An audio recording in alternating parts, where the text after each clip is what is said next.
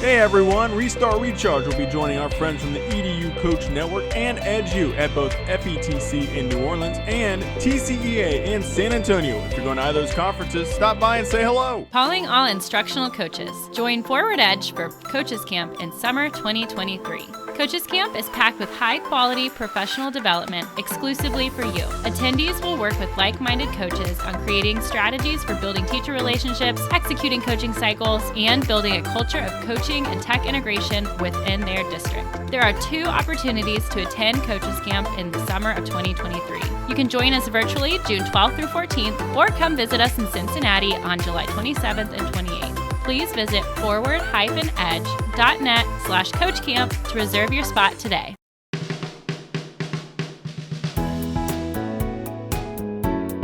Aloha, I'm Katie Ritter. And I'm Justin Thomas, and this is the Restart Recharge podcast, a podcast by coaches for coaches. We bring the tips and tricks to help you in your everyday work as an instructional coach or whatever they call you in your school. So hopefully you're going to leave this episode with us today feeling just a little bit less on your own coaching island. And we have an awesome episode here today to kick off season 3 here on the Restart Recharge podcast, as educators are finding it difficult to manage everything that continues to come their way.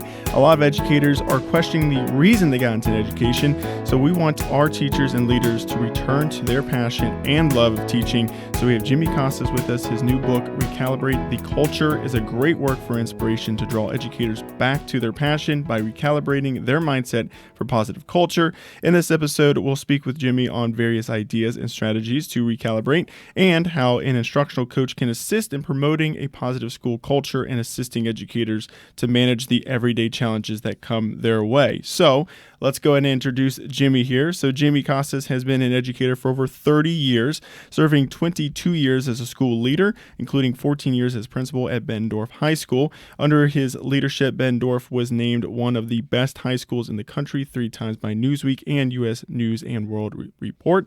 Jimmy was named the 2012 Iowa Secondary Principal of the Year and was selected as runner-up of the NASSP 2013 National Secondary Principal of the Year.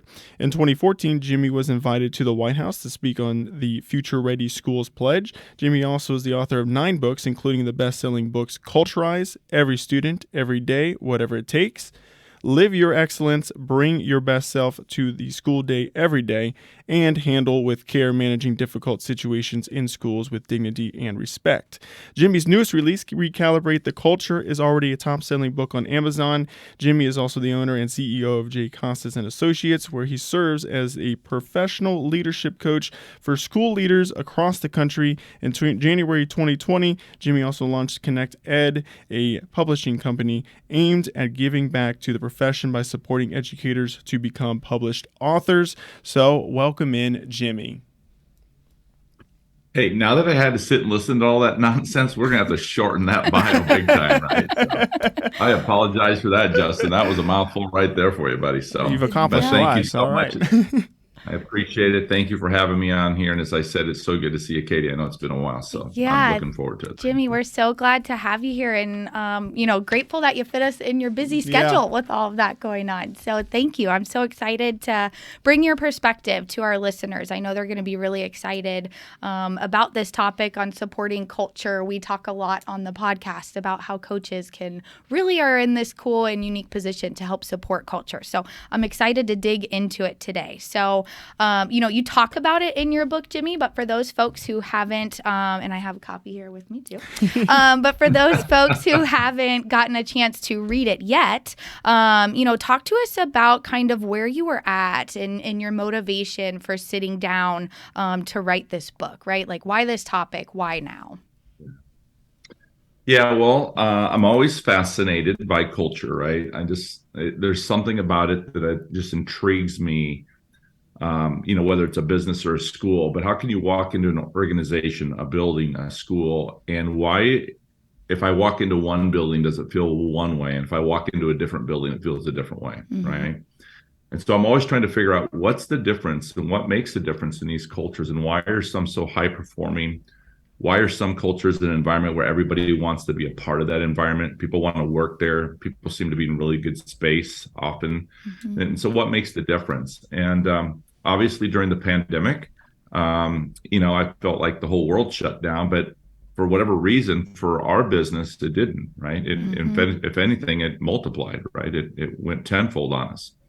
And as I continue to work in schools, it just came for whatever reason to me that I would notice that I would go to some schools and they were just in a really, really bad place. And then again, I'd go to another school and they seemed to be fine, right? I mean, obviously everybody was impacted by it and in different ways, the pandemic, but there were still many schools that were going almost like business as usual. It was really interesting to me.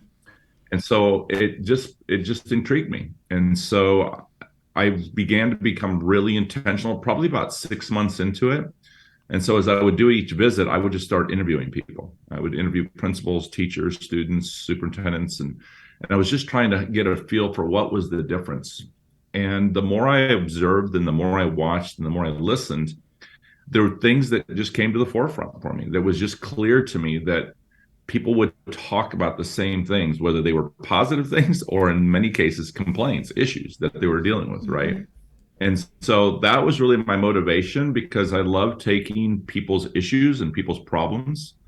And so I just see these as like problems of practice. And then what I try to do is I try to take the content of our educators and I try to reframe it for them and either come up with a different way of seeing it or thinking about it or perhaps even responding to it.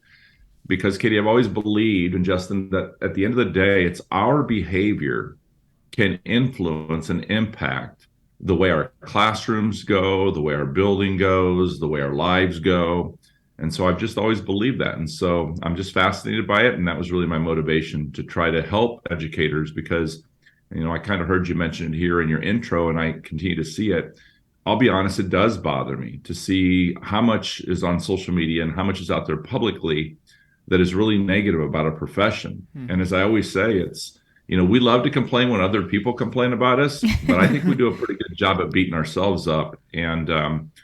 And it worries me what that's going to mean for our profession if our own people are talking negatively about our profession. Yeah, that's if we're complaining about kids, or we're complaining about teachers, or we're complaining about the work, or whatever it is we're complaining about, I'm not sure why anyone's going to want to be a teacher or principal or superintendent. And that really worries me. And so I'm always trying to influence and impact the narrative, because I still think it's the greatest job in the world. It's a ministry. It's fulfilling. And I believe if people look at it differently, every day they'll see the abundance of blessings that are there, and they are there. And so that's really my motivation. I try to give people hope. And that's why I write what I write and talk about what I talk about. Well, you're perfectly suited to give people hope. Yes. So I'm already feeling better. Absolutely. Well, in one of your previous books, Culturize, you talk about 4 core principles: champion for students, expect excellence, carry the banner, and merchant of hope. And we see the roles of coaches integrated in each of these, but carry the banner most closely hits home for coaches, as we always look to point out the greatness for our students and teachers. So kind of what is your perspective on this as a former school administrator, and how coaches and even teachers can carry the banner for both students and teachers in this role? Yeah, the first thing is, those 4 core principles are really a framework. And that's what I really try to explain to people, is because I'm still a believer is that the most effective cultures, the most healthy cultures, they are very in tune and are very clear to what their values are.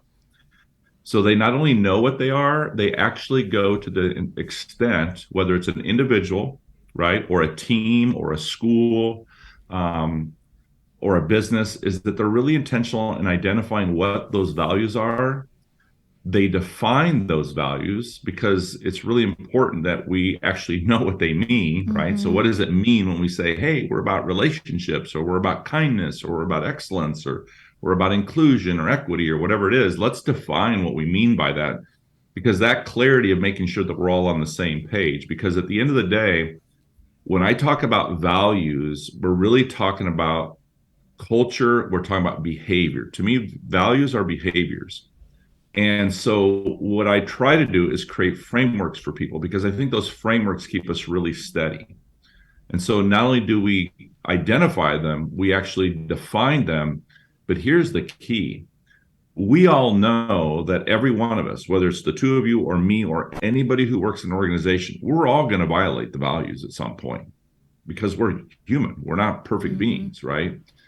And if we can predict that, and we know we're going to violate them, then let's just have that conversation right now and say, hey, so Justin, when we violate the values, when Katie violates the values at work, how are you going to respond to Katie when she violates them, right? How will you respond when I violate them, right? So let's come to an agreement what that will look like. And so what we need to do is give people permission, because the reality of it is, if I know I'm going to violate them, oftentimes I either won't see it, or in the moment I may say, I don't even care because I'm so frustrated with something, right? Mm-hmm. I need Justin and Katie to believe that they can call me out on that in a very kindful, respectful, dignified, professional, compassionate, empathetic way, because I know you care about me, and I cannot be great at my job unless I give you permission to help me be great. And so those values protect us. And that's what I try to help people understand. If you aren't clear to what those values are, and we haven't defined those, and we're not going to hold each other to a standard of excellence in those values, then we're never going to achieve the culture that we want. And so those 4 core values are a framework for me. And it's interesting that you chose Carry the Banner, because that's actually my favorite of all of them. Okay. Because it's all about creating experiences for people. So take it from the lens of an instructional coach, right? I spend a lot of time with instructional coaches, observing classrooms, interviewing them, and I'll be honest, talking them off the ledge, because I think instructional coaches, quite honestly, is one of the most complex and challenging jobs that are out there. And we'll talk about that in here in a little while, why I believe that. And again, it's because these are the things that they have shared with me privately about what gets them to want to leave the profession, questioning whether they made a mistake. Should I have stayed in the classroom? I'm not sure that I'm cut out for this. I'm not sure this is what I thought it was going to be, right? And I'm not saying there aren't people who love what they do, but in my experience, more often than not, instructional coaches are questioning their role and how they do it, because they're frustrated with what they're seeing and they don't know how to respond to it. And we'll talk about why that happens here. But the bottom line is, from an instructional coach or any teacher, here's your mindset. All you have to do is ask yourself, every time I have an interaction with the student, if I'm a classroom teacher, if I'm an instructional coach, every time I have an interaction with a teacher that I'm working with, when I walk away, will they carry the banner for me? In other words, will I create an experience for them that they think, wow, I love working with Justin. Oh my God, I love it when Katie comes to my class. Oh, I love sitting down with Katie and talking about instruction and lesson planning and ideas and innovation. And I love doing it. It's because Katie, the way she approached it with such excellence, with such tenderness, with such empathy, with such understanding and non-judgmental, that the teacher goes, oh my God, I want to work with Katie again, right? Mm-hmm. That's what I'm trying to help people understand, that we own that. It's my job to create an experience. As a principal, it was my job to create an experience with my students, with my staff, with my families, right? If a parent came upset to the school, I wanted them to leave and carry the banner for the school to say, oh my God, I'm so glad the principal was there because he was so kind and he listened to me and he didn't judge me and he was very helpful. Because in our profession, it can't just be us carrying our own banner. We need to create experiences for other people to carry our banner for us. And that's what I believe creates a culture where everybody wants to be a part of that culture.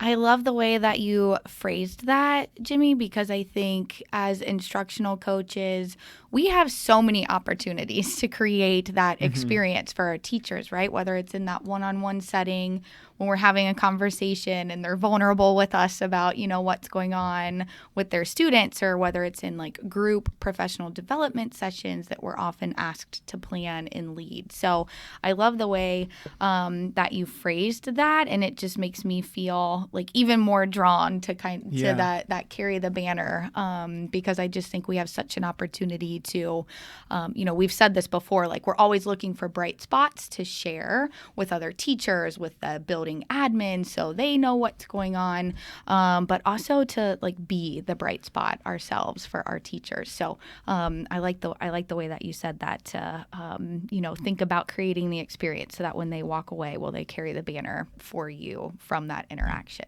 Yeah. So Katie, for example, right now I'm trying to do that. Yeah. Like my point is like when I get off this podcast with you, I want you to be so jacked up that you're like, God, I want to go work with teachers right now, right? I want to go create an experience for them, right?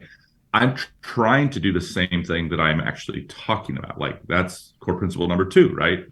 Expect excellence. Model the behaviors that you want others to replicate, right? I'm not going to ask you to go do that and then me not try to do that with you. And that's why frameworks, right?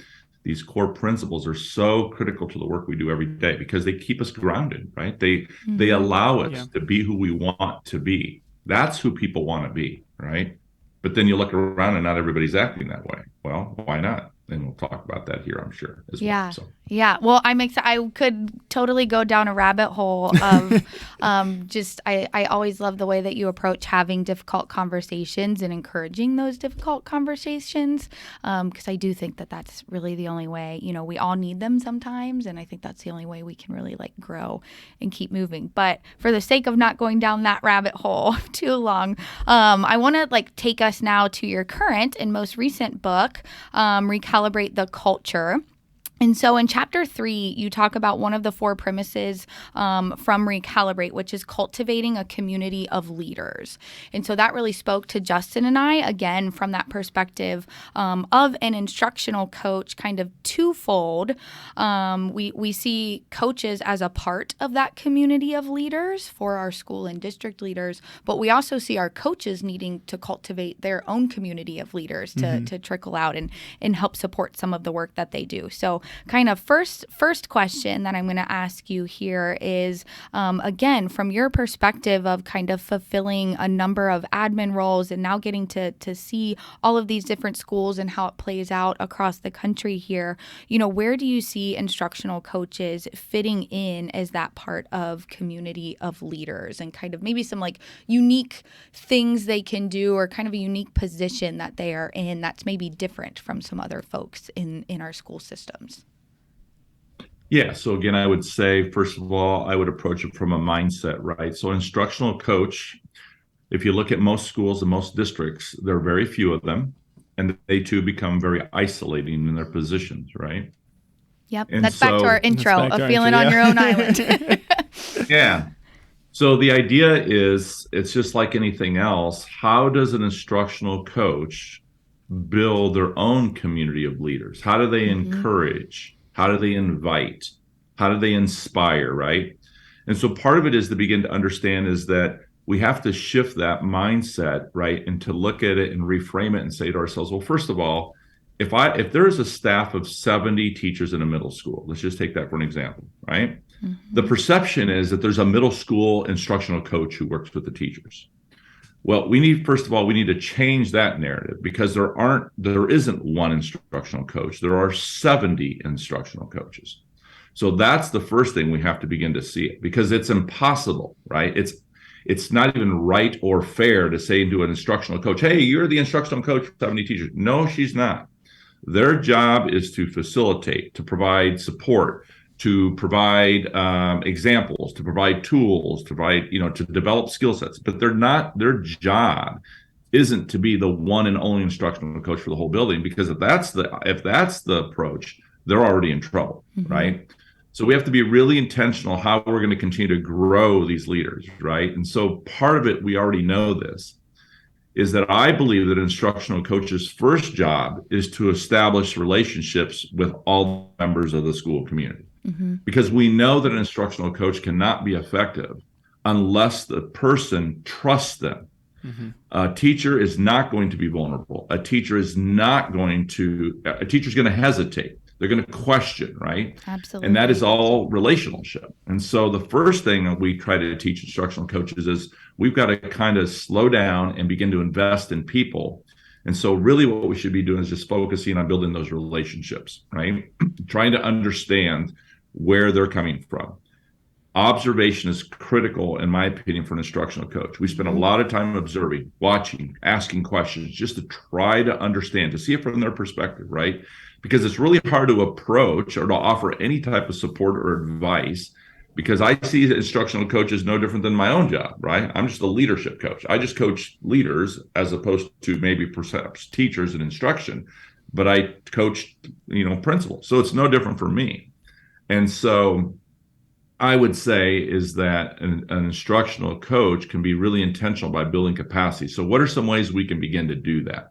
Well, number one is we invest time in people to get to know their story, to build relationships with people.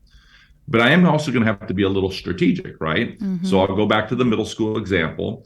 I would be really intentional as I would build the relationships with individual teachers. Then I would be formal in it too, not just informal, but I would be formal. So I might say something like, let's say Katie and Justin were two middle school teachers. I'd say, hey, I was wondering if you guys might be help me out. I'd like to sit down individually with each of you and meet with you and just talk to you about just in general instruction, right? Because what I'm trying to do is get information to create almost like a framework. Because when I go into Justin's and I go into Katie's, I need some sort of framework so they both are very clear on why I'm coming into the classroom and what you hope to get out of that and what I hope to be able to provide. Mm-hmm. I want to create a framework because the framework to me is like a guaranteed and viable curriculum. I can guarantee or I can assure or you are clear that this is what I'm going to be doing, right? These very clear expectations. But what I love about it is it also gives me the autonomy because Justin's needs are probably going to be different than Katie's needs, right?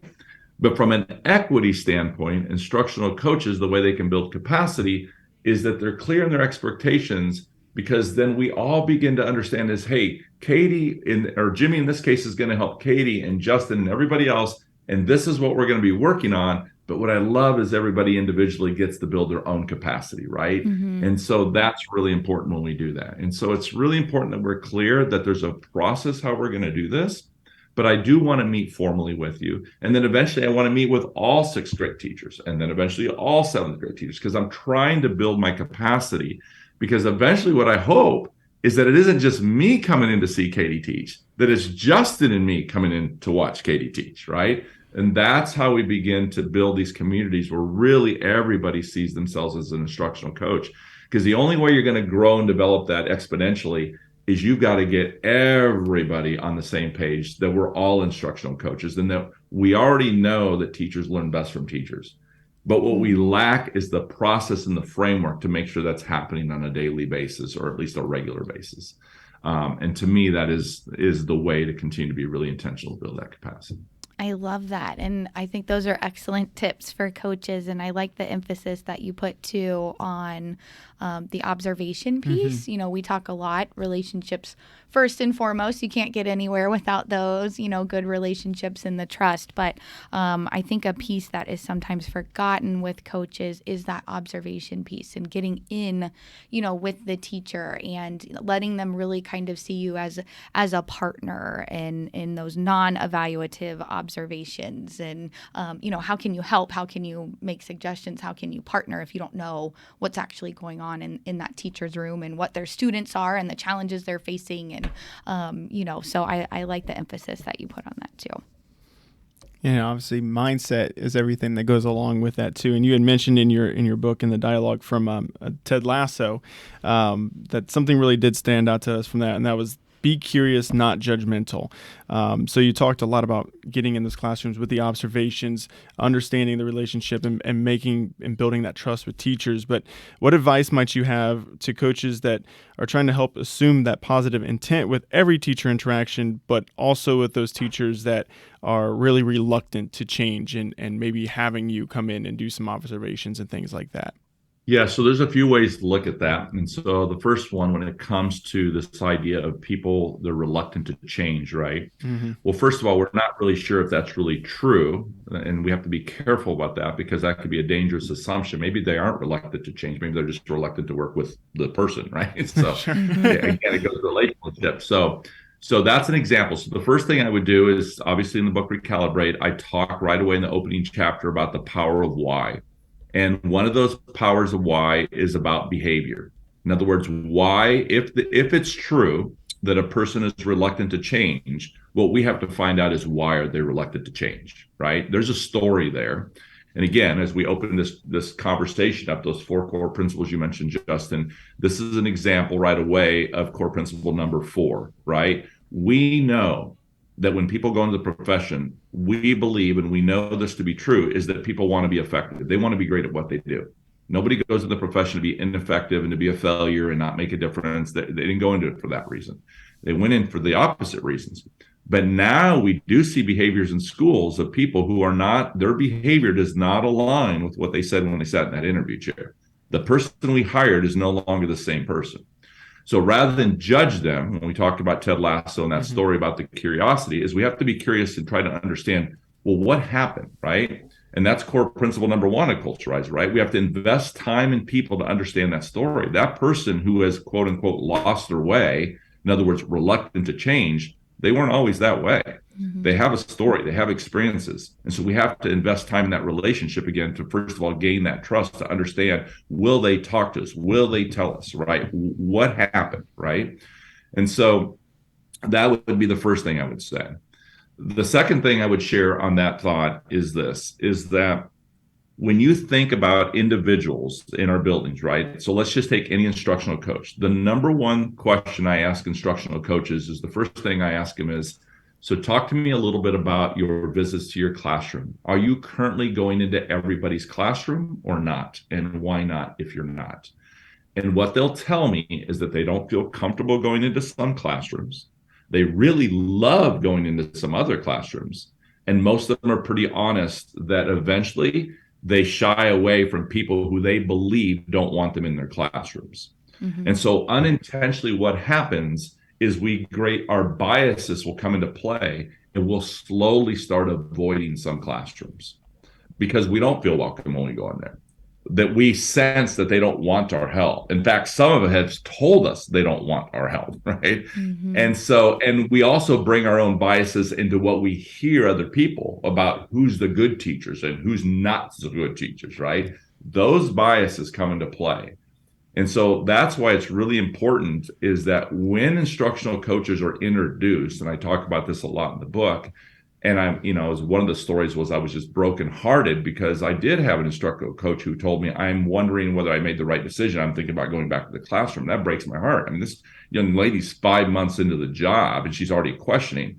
That tells me something was wrong with the process, right? That should not happen. But that's because we're not clear. The staff doesn't know what their role is. She didn't know what her role was. No one communicated that effectively. Too oftentimes administrators, and I'll be honest, I'm very critical of administrators because I believe it is their responsibility to set instructional coaches up for success.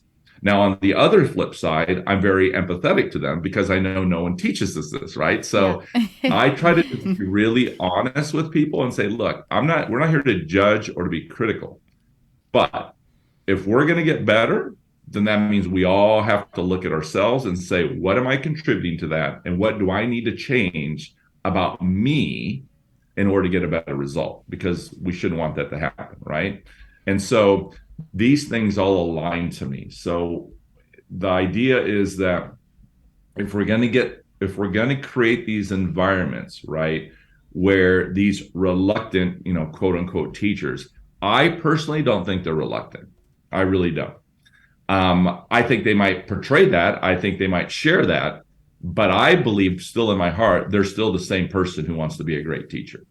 And so to me, it's first we have to shift that. But again, it's a process. So we just have to be really clear from the beginning. What is the role of the instructional coaches? What is our expectation? What will her job be? What is the roles and responsibilities? What is your role and responsibility as a teacher? Right? And do people have an option to opt out? That's the number one issue I see is that we still have cultures where people are able to opt out and say, no, I don't want an instructional coach coming into my classroom. Excuse me? What? When did that ever become part of the equation? But it tells me again, as I always say, those really aren't teacher issues. In my opinion, those are leadership issues. If we're allowing people opt out, that is a leadership issue. And so, but again, I don't want to be critical of our administrators. These are things that are very complex. They don't teach us these things. Most principals shy away from that because they don't want to create issues in their culture. And they know that if they take that on, it's going to create issues for them. So they avoid them, or they just don't even approach them because they don't want to upset people who are then going to go out and bash them. And so that's why it's so complex. And that's why I always think everything always goes back to the leadership, but because it takes really strong, effective leaders to really set the tone to help instructional coaches to set them up for success. Because let's be honest, if you have a new instructional coach to the building, okay, you can see all the different variables. If it's a new person, if it's a young person, if it's a female versus a male, if it's an internal candidate versus an external candidate, there are so many variables that influence and impact why people want why they do or don't want people in their classroom, we have to be really clear with that up front. And so that's usually my experience. If you have a young instructional coach and all of a sudden there's a veteran teacher, unfortunately, sometimes veteran teachers get a bad rap that they don't want young people because what are they going to teach them? I've been teaching for 20 years. But not every veteran teacher is like that. Some veteran teachers love to learn from the next generation, right? But there are also some that don't. And so again, that's why we have to be really careful that we don't want to lump these labels because we're going to become part of the problem. And so to me, we have to just be really clear from the very beginning. What is the expectation? What is their role? And as a leader of the building, yeah, my expectation is that we're all instructional coaches. And Katie's going to be coming in and we're going to be focused on relationships just for the first quarter. That's all we're going to be doing. The next quarter, we're going to be coming and just doing observations. My expectation is that everyone will be a participant in this, will be a part of it. Everybody eventually will be a part of it. And we're going to put the right people into place, starting with our building leadership team to start laying that plan out and what that's going to look like. And I do think we make these things more complex than they are. But at the same time, it's because, well, they don't really teach us a whole lot of principles. Yeah. Jimmy, thanks for getting on my soapbox. I'm like standing right there with you. So thank you for that. I couldn't agree more. And thank you for, I appreciate the way that you phrased that about, they're not a reluctant teacher. Right. Maybe they're reluctant to work with you as an individual. So I think like one big takeaway that I just got from this conversation is like, to assume positive intent going into a situation. We can't, in the back of our minds, be thinking that this person is reluctant to work on whatever it is we're working on. So that alone, I think if we're thinking that, then that's a big red flag that we're not approaching that conversation with, utmost positive of intent. So let that be a little check yourself at the door. I think if you've kind of got some of that in the back of your mind. Reluctance comes from because what we've heard about these people, right? Which in other words, they've been labeled. So now we've heard it. So there's where our biases come in and our judgments come in. But other times it is from people's experience. I go in, I sense that she doesn't want me to work with her.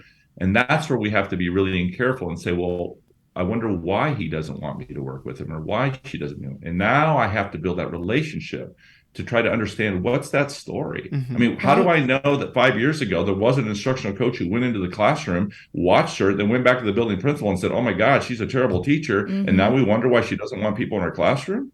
That's what people don't take time to understand. If someone told me that, would that not change my whole perception about this person? Now I understand why they don't want someone in their classroom. Right. Yeah. That's why it's really important, that relationship, and why we have to understand the story of people. Everybody has one. Maybe it's because I don't want you to come in because I don't want you to think I'm a terrible teacher. It's my own anxiety that happens. People have different reasons. Yeah. And so if that's the case, fine. My job is to find out that, Katie has anxiety when I come in. Great. Now I'm going to work with that and I'm going to show her over time because I want to build her confidence. And we're going to work on that to start with, right? We're not even going to deal with the instruction right now. We're just going to deal with building the confidence, right? Absolutely. And eventually we'll get to the instructional part. It's no different than a kid. Teachers are no different than kids. If they don't feel safe, they're not going to learn either. Absolutely. Well, that actually. I'm sorry. I'm getting all jacked up. No, we're all getting jacked up here together, and that actually leads me into the next thing that I wanted to talk about, and that's this whole idea. I like the way that you phrased it in the book of systemic trauma. And how that affects educators so much. And I think, some of what we're talking about, whether it's the way the system has been structured and we rolled out this, new curriculum or new LMS and then we didn't use it and then we made teachers change everything and all their materials 2 years later, or whether it's their experience with a previous instructional coach and how that got rolled out. I think that their systemic trauma is real. And I just liked the wording that you put to pinpoint kind of what is this thing that we know is going on. We see it, maybe we feel it ourselves. But I also want to pull out a quote that you said in the context of discussing systemic trauma, and you said, when someone comes along and tries to instill a new way of doing business, it can manifest itself with resentment toward those trying to bring about change. And that stood out as like a big moment to me in the context of instructional coaches specifically, because our whole job a lot of times represents change in how we teach a new curriculum. Goodness, our like tech coaches in like a whole new way of, from a perception standpoint, that represents a whole new way of doing things.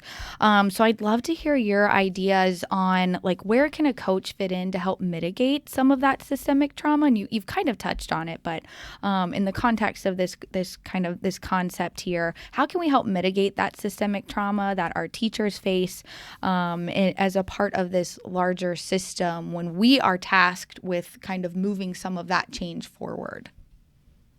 Yeah. Well, let's first of all, again, my experiences and my opinions is that we have done a terrible job in our profession by creating a narrative that teachers hate change. And I just don't believe that. And my experience is, at least the teachers I work with, they love change. You know what they hate, though? They hate that we ask them to change and we don't give them any guidance. Mm-hmm. We ask them to change and we don't give them any resources. We ask them to change and we don't give them any time, right? Mm-hmm. If you give people the time to change, or we ask them to change and yet they don't have, we don't have a process in place to even implement change effectively, then no wonder they hesitate, because their experiences with it have been poor, right? And now they too have a true anxiety about change, but it's coming because of past failures that have come from that and the trauma that they've experienced from that, right? Yeah. Jimmy, that reminds me, I don't mean to interrupt you. I just want to share, that reminds me, I share a quote. I did not say this, but Jamie Casas said when he was still with Google at the time, speaking to a group, and he said, people aren't afraid of change, they're afraid of pain. So that just kind of, that's what you're saying, right? Like the change is painful when you're not given the support, you're not given the guidance, you're not given the expectations. Change is much less painful when you understand why the change is being put in place. You have the supports in place. You have, a good plan to help make the change. So anyway, that was just like ringing in my head as you were saying that.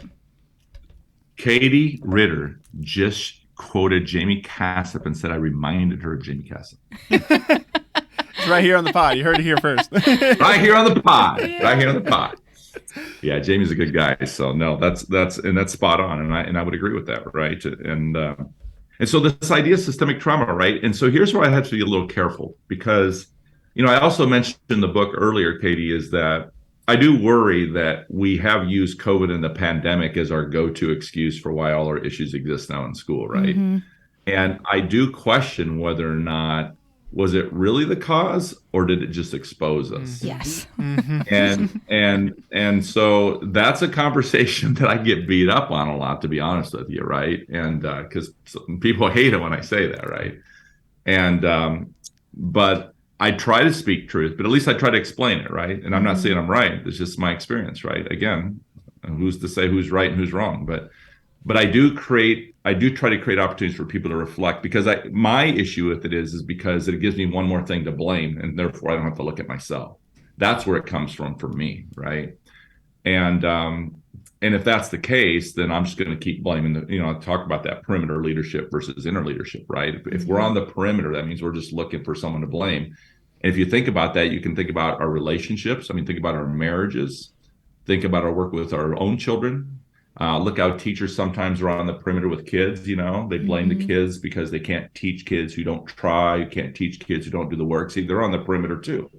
And that's a dangerous place to be, in my opinion, especially when I love to talk about self-excellence and self-growth, and that we're responsible for our own morale, right? And so that's just my perspective. So the thing with trauma, though, that I'll say is this: systemic trauma, it's not the trauma that typically people think, right? There is the horrific trauma that individuals have experienced, and that's not what I'm talking about here, because, well, first of all, I would never minimize that, right? And I know that, I have people, I've not experienced that type of horrific trauma, but at the end of the day, most of us have experienced some level of trauma throughout our lives, whether it was in our childhood, our teen years, our adult lives, or whatever, right?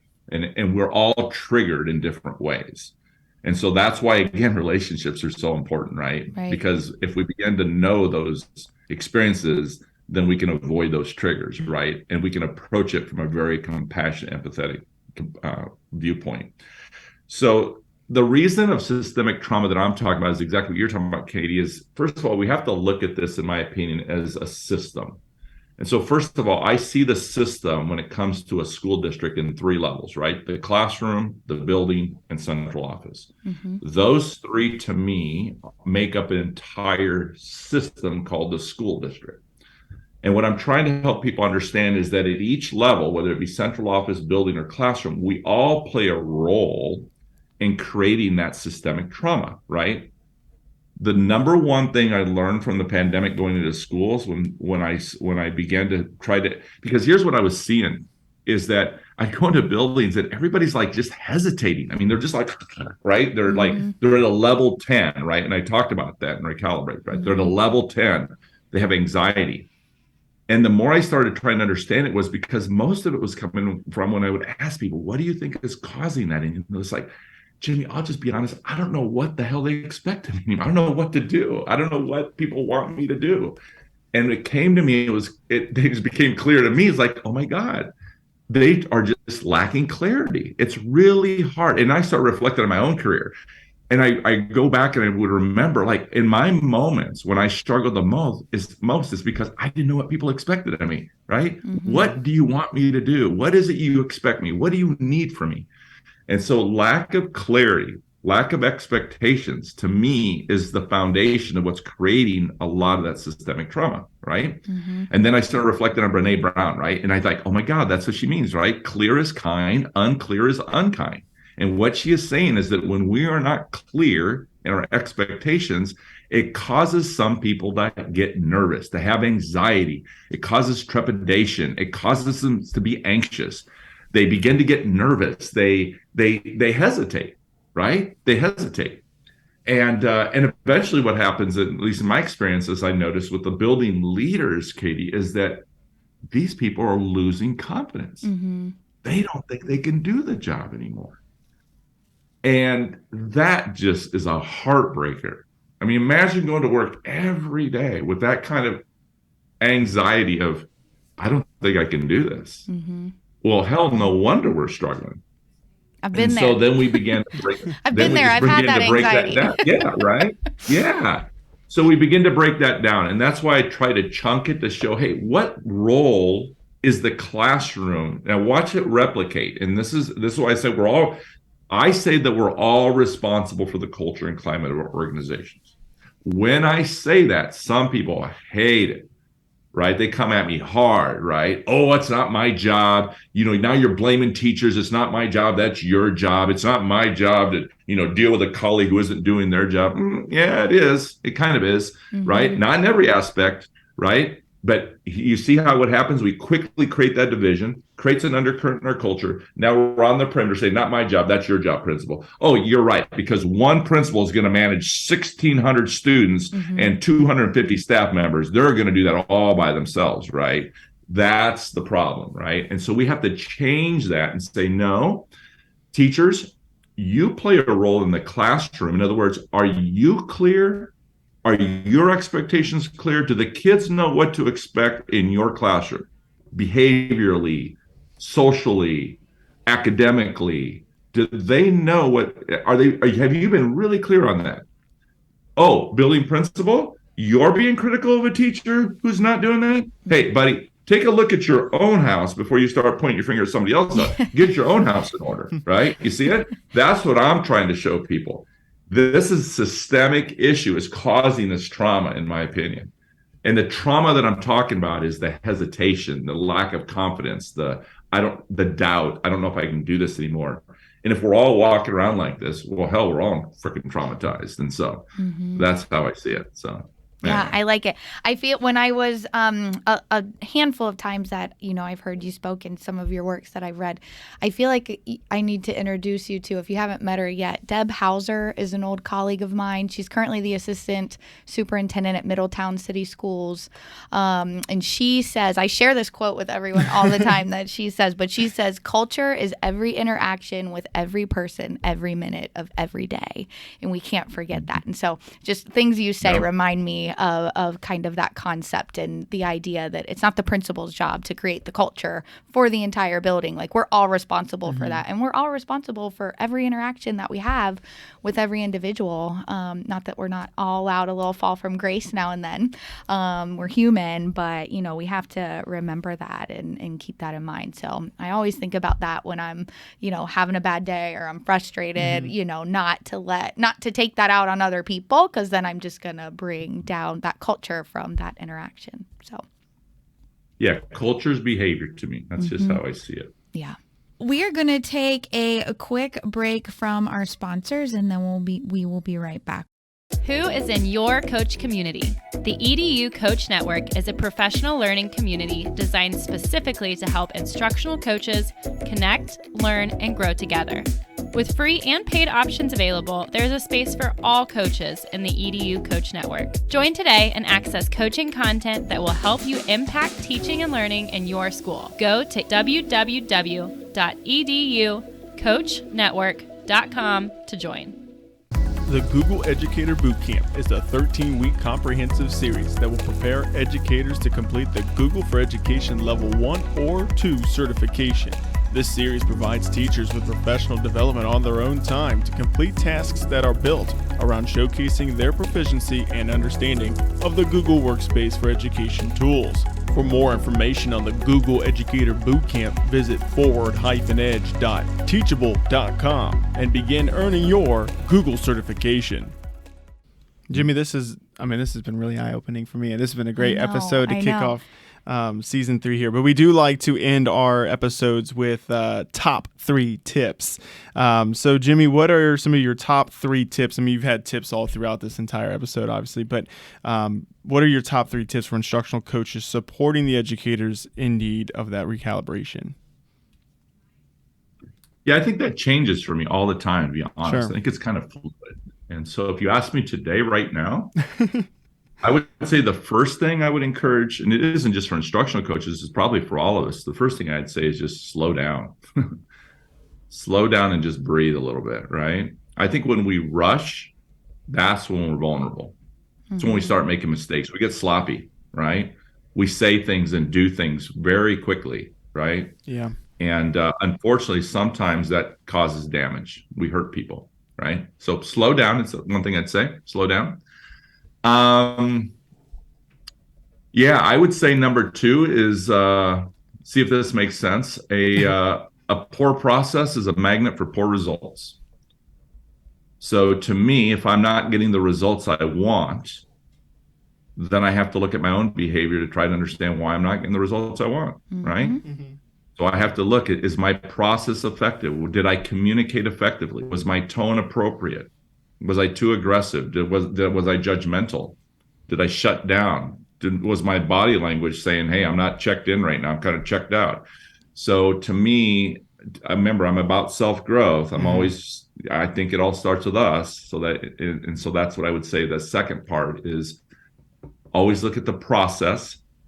And what I've learned is that if you are not getting the results you want, it's because something's not right with your process. And almost always the most important part of the process, there's exceptions, but at least pretty consistently, it's because we didn't give people a voice in that process. We left them out. And when that happens, it becomes complicit. We're about compliance now, and we're no longer about investment. So that would be the second thing I would say. And the third thing I would say is, right now, just because I know what's going on with, the mental health and wellness of people, I would say, first of all, be really intentional to look at things and really try to reframe it and ask yourself, is that issue right now that's frustrating me and elevating me or making me anxious, is it really a 10, or have I turned it into a 10? Because what I worry about is that educators are going to work and they're getting elevated about things that really are not 10s. And the way I kind of remind people is, well, when you sat in the interview chair and I asked you about that, you said it was a 1. And now today it's a 10. And I don't want to minimize their 10, because for some, I do believe it's a 10, but we have to ask, well, why and how did it become a 10? And the greatest worry I have is I think we're impacting and influencing our own mental health because we're elevating things at 10 that aren't 10s. And unfortunately, what happens?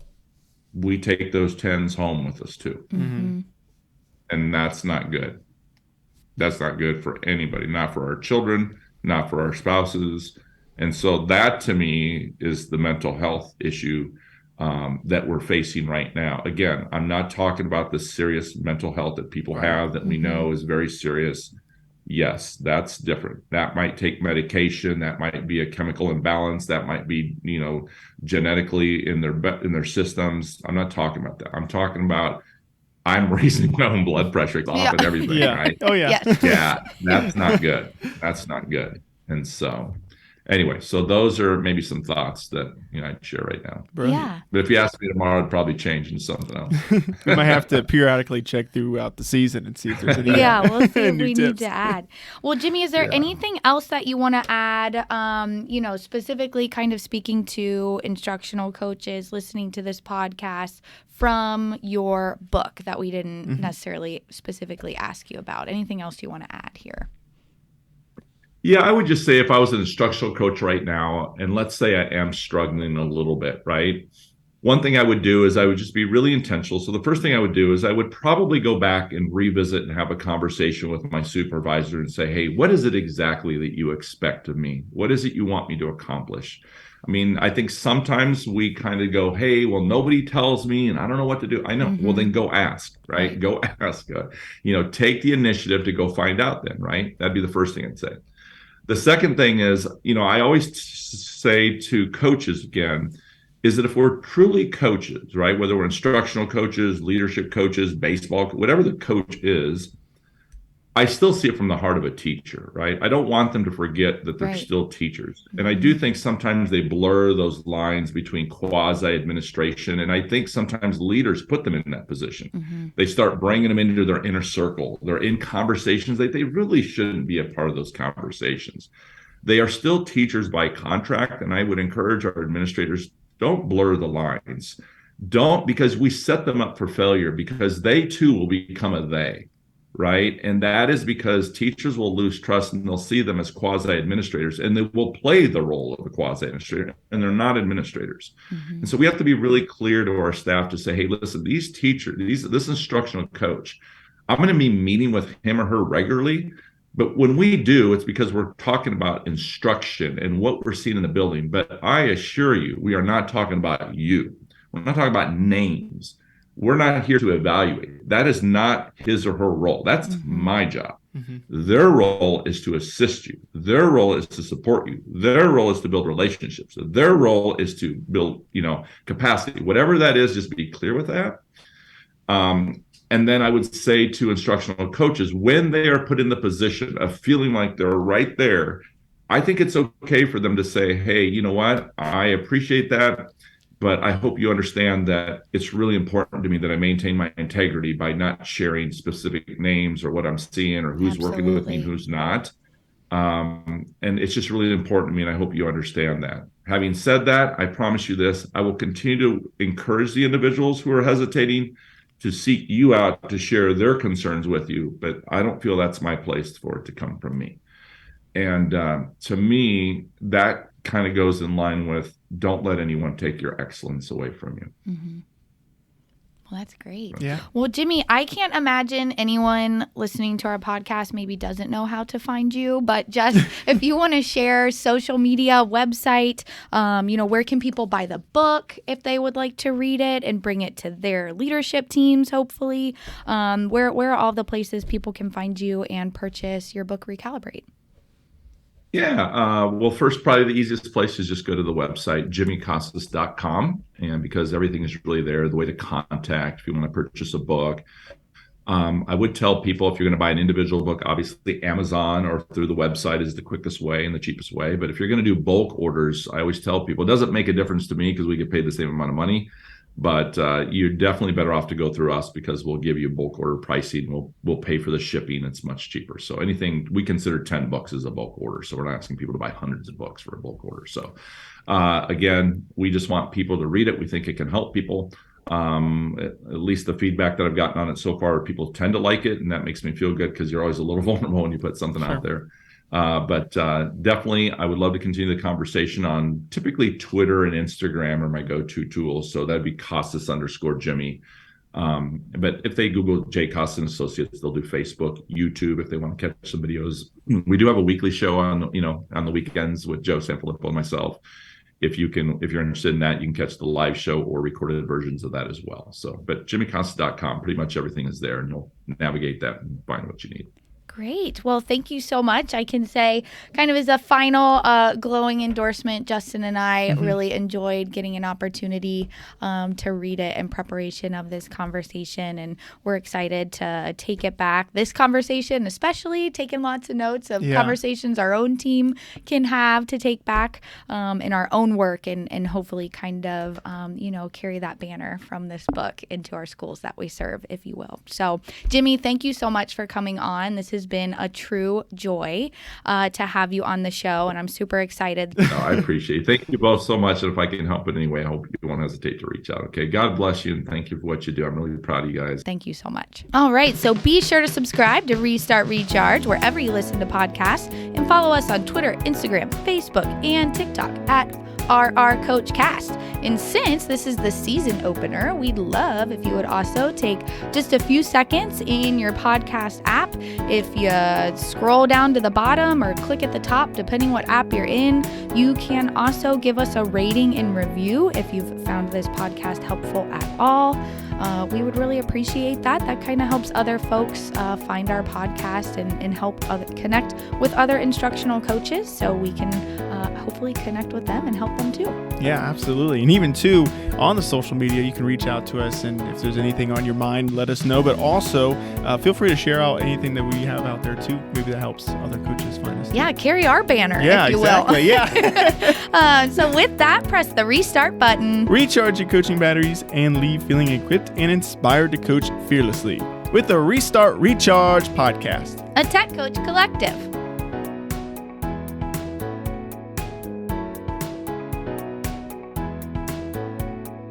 Well, if you want to go ahead, are we recording? We are recording now, yes. It wouldn't be an episode if I didn't ask that. So.